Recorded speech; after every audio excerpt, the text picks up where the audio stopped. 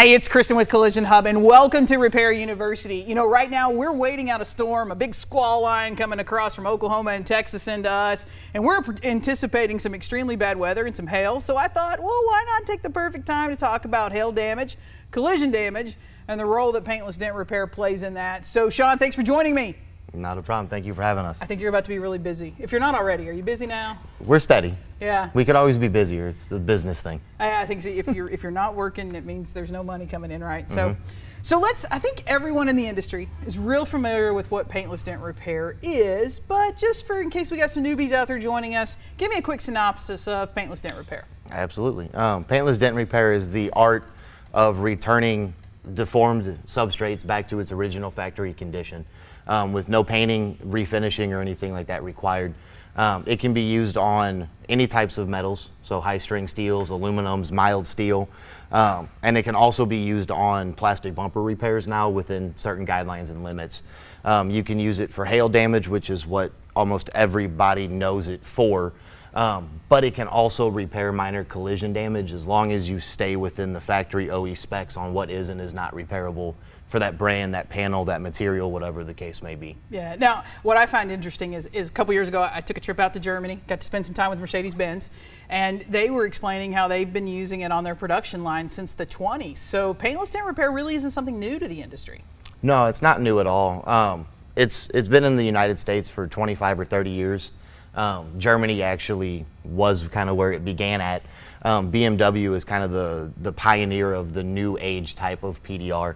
And actually in their position statement on PDR, they have their own toolkit that you can buy, and they are the ones that kind of spearheaded that. Yeah, well, we'll give them credit for something, because occasionally when I'm having to work on one of the cars, I give them a lot of blame for a lot of things. So we'll let them do that. But I did enjoy my time over there, and I was really surprised to learn how long it had been around, because I think I was probably one of the people that thinking this was something kind of came around in the mid-'80s, but really nothing new. And Mercedes-Benz has been aluminum for a long time, so they've been doing PDR on a lot of different things. Now, in the collision repair business, typically we make a lot of mistakes when it comes to PDR. Mistakes based sometimes on a profitability assumption and sometimes based on what we think is an ease of repair assumption.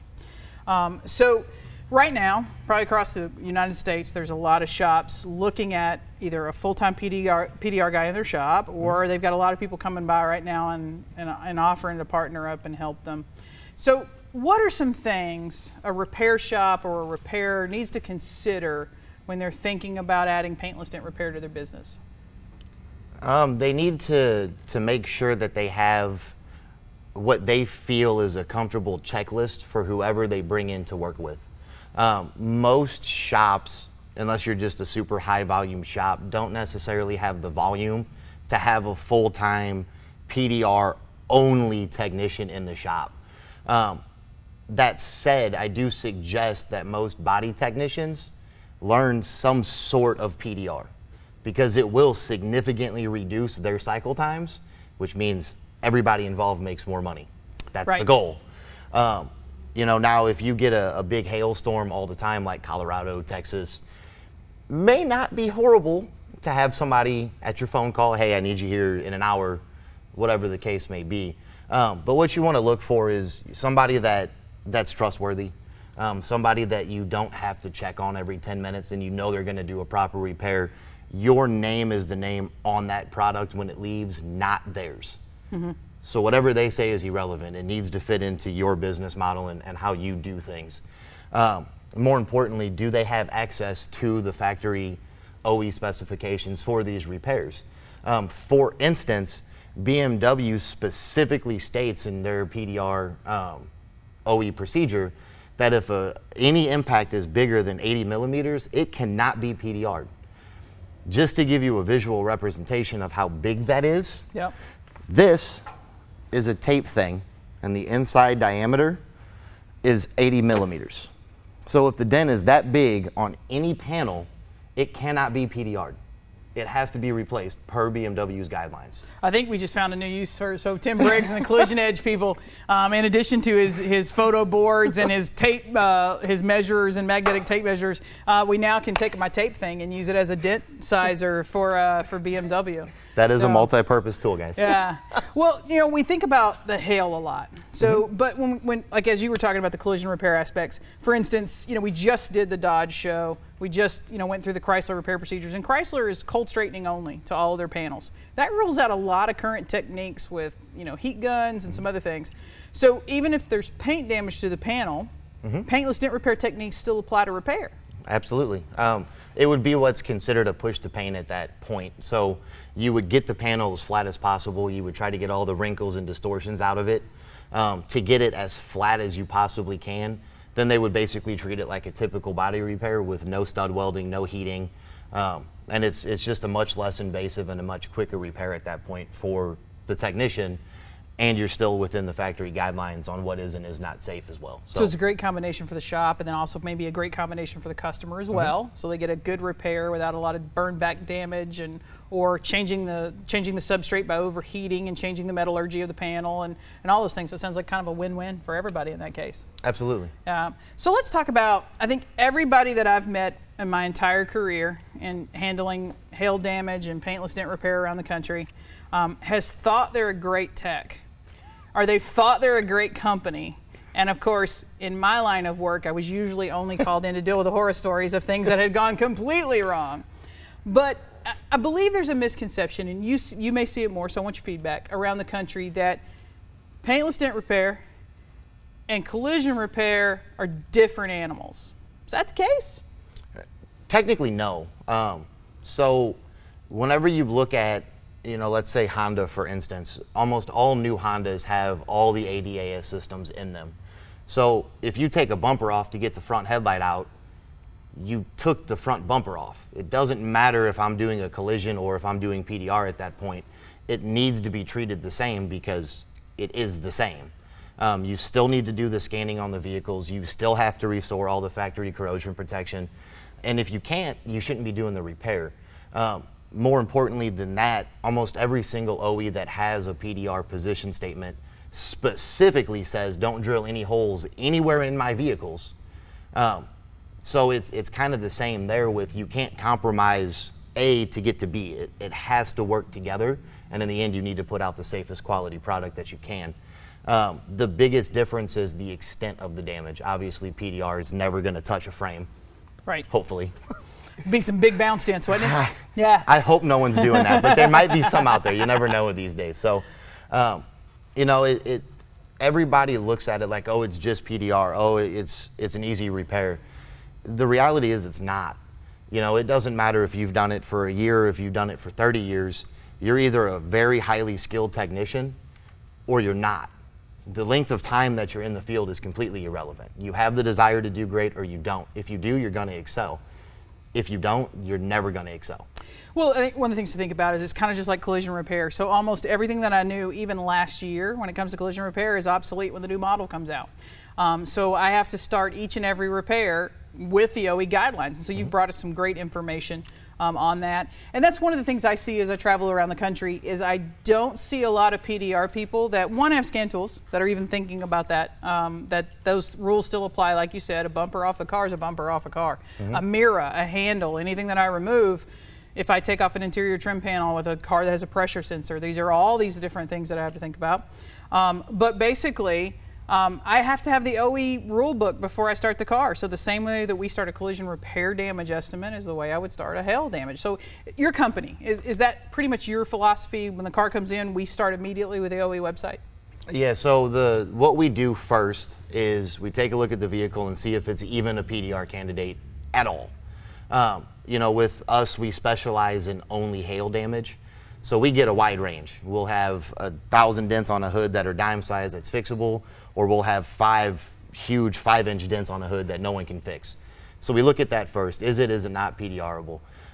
If it is, then we look at what will have to be done to the vehicle. If it's just a quick dent in the hood, usually for that we'll just go ahead and fix it real quick because you're not taking the hood off, you're not really altering anything. But we are gonna look, is it aluminum? Is it high strength steel? What can and can't be fixed in that panel if it is aluminum? So, once you blueprint the repair, that'll tell you exactly what needs to be done, how it needs to be done. It saves the extra supplementation processes. It saves the customer the headache of having to delay delivery. and now you're repairing a vehicle correctly how it should be done. And it's just how it should be. Right. And we often think of the ADAS issues that are there. We think of sensors. We think of, if I take a mirror off that's got lane departure or, backup sensors or anything on it, that I suddenly need to be worried about the electronics. But there's more than that. So is it fairly common to say that in a hailstorm, hood, roofs, and trunks are the most affected panels from hail damage? Oh, yeah. Yeah. So to fix a roof, what are the typical steps that a shop's gonna, if I decide that it is a PDR candidate and I've checked the OE procedures and the OE says that it is PDRable as long as, it's not certain substrates or parts or whatever, what's kind of the first thing that the shop's gonna wanna do to get to those dents? Well, the first thing you have to do in any PDR repair is gain access to the back side of the panel. So for a roof, we're gonna have to drop the headliner, and there comes a big safety concern as well with now we're messing with airbags. Now we pulled off the interior trim pieces. Do they have airbags behind them? Are they or are they not one-time use only? So you need that blueprinting step to know that information. But once you get the headliner down, you gain access to the back side of the panel, then you just start pushing. Right. So I think one of the things that bothers me is as I consult my shops around the country, and Larry has his and Mark has his, when we go into a shop after a hailstorm has hit a particular market, and we're reviewing the estimates, and usually there's a third party that's come in that's been in the shop, whether it was assigned by a DRP agreement, prearranged, or whether they've let their own local guy come in and do that. I am always fascinated at the lack of parts that are on the estimate. So you've got a great example here that you brought for us on the Nissan Murano. And just walk us through that. So if you're a shop out there and you've ever had hail done on pretty much most Nissans, Nissan has a lot of non-reusable interior parts. Yep. What are they telling us here about the removal of the interior here? The first thing I did on this headliner removal is went to all data and I looked, what's the procedure on removing the headliner? You get all the way down to the bottom and it says when you get to the windshield trim, refer to this. You click on the link and it takes you to the windshield trim removal. It tells you exactly how to take it out, and at the very bottom of it, it specifically says this part is not reusable, must be replaced new. And that goes for every single upper trim in that vehicle. So it doesn't matter if it's the windshield trim, the B-pillar, or your C trunk trim, whatever they call them. Yeah. So if it wasn't for, like, for instance, on my Toyota that we talked about recently, 109 pages of just procedures to get the headliner out of that car. Yep. So if there wasn't just for that to get the headliner out, if it wasn't to think about my Bluetooth microphone and some of the other accessories that are kind of mounted up in that, or the airbags, but now I've got all these non-reusable interior trim pieces for a reason. So for instance, the clips don't hold. The OE would like the airbag to deploy and not make that trim piece suddenly an 80-mile projectile headed toward the passenger or the small child in the back seat. Yep. So that's the reason the OEs list those trim panels as non-reusable. Now, just out of, for our own mental check, going back 3, 4, 5 years, because this isn't new for Nissan, right? No, not at all. And even on some of the 13s and 12 models, same things, basically since side impact airbags came into existence. How many hail cars have we fixed? Those trim pieces have been on the estimate. And it's not just Nissan that has that either. A lot of people have the mentality of, oh, well, if it's a clip that holds it in, it's not reusable. That's not always the case either. Sometimes even the bolt-in panels have to be replaced. You have to replace the bolts that hold them in. Yeah, or the sun visors. Volkswagen has a lot of non-reusable sun visors, and those have to come out to get the headliner out as well. Yeah, so, and another big thing is the torque specs. Some of these grab handles say it has to be torqued to 17 foot-pounds. If you're not doing that, what's going to happen when the vehicle gets in a collision? I don't know, and I don't want to be the one to find out. Right. I think that's one of those things where we've always thought that that's unimportant. It's a piece of plastic on the interior of the car. We tend to worry when we think it's a frame rail or an airbag or some other things. But that piece of plastic becomes a projectile in a collision. I mean, if you've ever watched some of the car crashes and you see stuff flying around on the interior of the car, every one of those things can cause potential injury. And the OEs are worried about that. And that's why we have that stuff in the procedures. So if I'm a shop and I'm either bringing in a local DRP guy, I've got a local relationship, or if I'm going to let one of the national carriers or somebody come in and work, these are questions I've got to ask. If they're not following and handling the OE guidelines, who's eventually liable for that repair? Well, I am. because the sublet work was performed through my repair facility. Absolutely. So a lot of questions that a shop need to ask. It's not just, I think we get lost, right? We go, are you going to drill? Yeah. And we think that's the only question we have to ask. Do you have drill right? bits on your tool cart? Yeah, if I see a drill or a drill bit, you're out of here. And we forget that there's really way more dangerous things that are being missed on a day-to-day basis in hail repair out there. Well, and you know, here's a prime example of something that 99% of shops probably miss. The Toyota OE procedure for PDR, which is actually their new one. They did have one back in '94 that said absolutely no PDR whatsoever. So if you PDR'd any Toyota from '94 to 2012, you absolutely didn't do it right.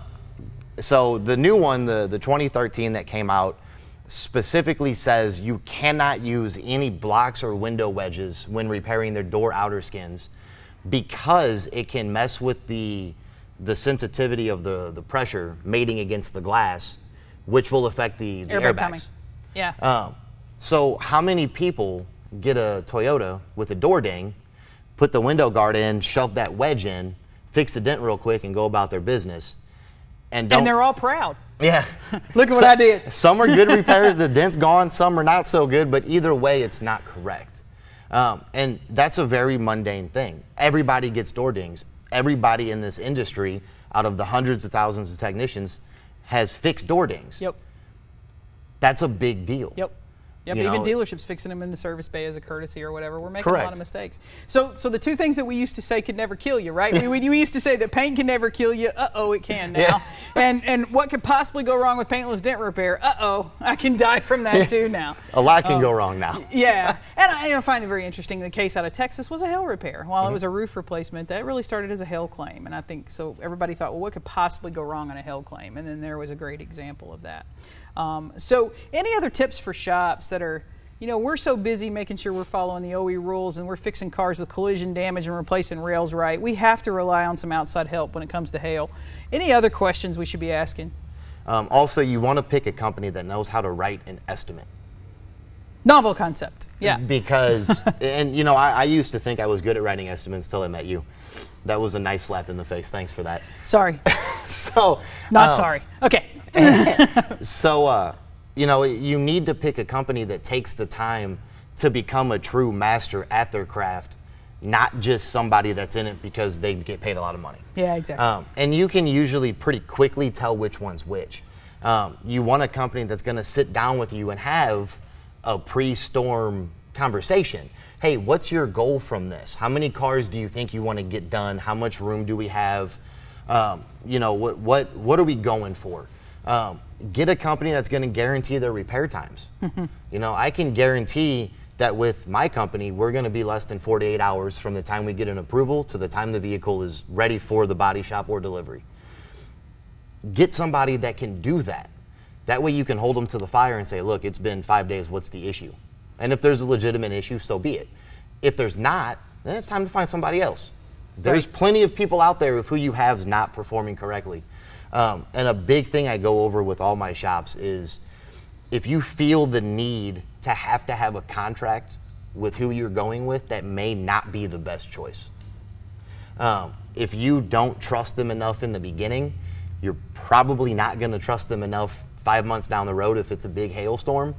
There's always going to be some animosity. You need to find somebody that fits your agenda and your family at the body shop, and just roll with that instead of, oh, here's a piece of paper, sign it, and you're stuck with me for 5 years. Yeah, exactly. I'm the only one you can use, and I get X amount of square footage of your shop, which is another thing. I think a lot of shops haven't realized maybe what they've agreed to under DRP agreements when it comes to hailstorms. What they're agreeing to give up and who they're automatically agreeing gets to come into their shop and work. Yeah, that's that's an entertaining issue right now that's going on. So a lot of the bigger insurance companies have agreed pricing with several of the larger PDR companies in the world. Basically what that means is they're going to do it cheaper than anybody else, and that's that. Have fun. The problem with that is body shops get paid off what we do. So now as the body shop hosting that company, you're getting paid whatever that percentage is of less money, and what's getting cut out of that repair for that less dollar amount. Yeah, the thing that I always tell shops to think about is that because it is contractually obligated in your contract doesn't mean you are contractually absolved of the liability. In fact, in the DRP agreement, you have agreed to accept all liability, and that includes even who you're mandated to use. So whether that's a glass company, a PDR company, or whatever, it's not scot-free because it's that insurance company's preferred DRP or preferred PDR vendor. So that company coming in, you are legally liable for their performance and what may happen 3, 4, 5 years later down the road with a car. So you're going to want to get involved in that. You may want to have some veto power, and it may be time to not be a DRP for certain people if I am in a hail-prone area. So. Yeah, and the big thing too is read your contracts.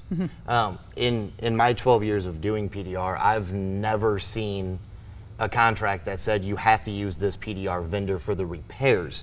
I've seen a lot that say you have to use them for the estimating side of it, or for the greeting the customer side, but I've never seen any of them say you have to use them for the repair.